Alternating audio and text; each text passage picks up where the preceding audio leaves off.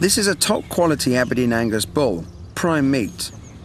We can see the muscle along the backbone with very little connective tissue. That's the fillet. It doesn't do much work. It's very lean and tender, and we use this for fillet steak.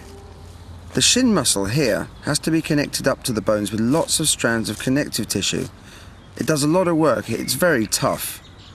Muscle runs right through the tail. It's joined to the bones in the tail with lots of connective tissue. It's very tough and also full of fat. And the chemistry of cooking meat varies according to the cut that you buy.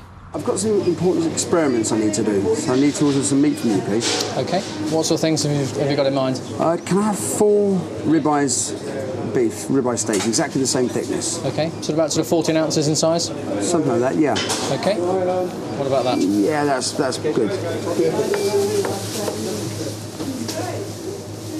There, Heston, how's that for you? That's the first 2. No, they look lovely, don't they? Cracking. Got a really nice marbling of fat and very low connective tissue on here. These have come from the eye of the meat running along the rib, along the back of the animal, so it's not done much work.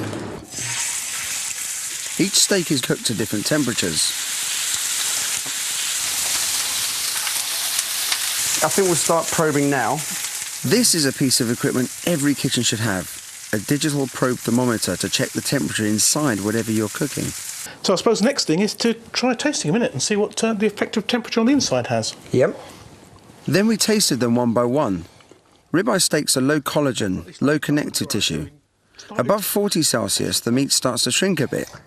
At 70, it shrinks and hardens irretrievably. You'll know why when you see what's happening to the molecules. Here are the protein molecules in the lean meat. As they harden above 60 Celsius, they bunch up and squeeze out all of those lovely juices. Which is why steak 4, cooked the longest, was the greyest, toughest and driest. For the other half of the experiment I have in mind, I get 4 shin steaks. Yeah, that'd be great. Okay. As you can see on these pieces, an awful lot of connective tissue here interspersed with some fat. It's come from the shin, it's done an awful lot of work, and that collagen needs to be broken down. How differently do high collagen shin steaks react to heat?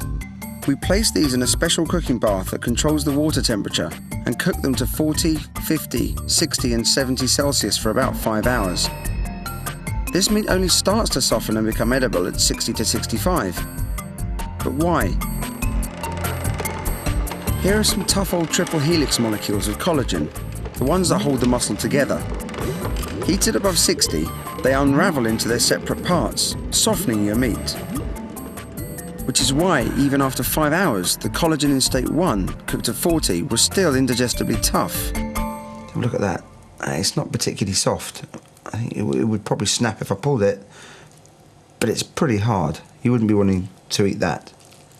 And the collagen in steak 4, cooked at 70, was just as it should be.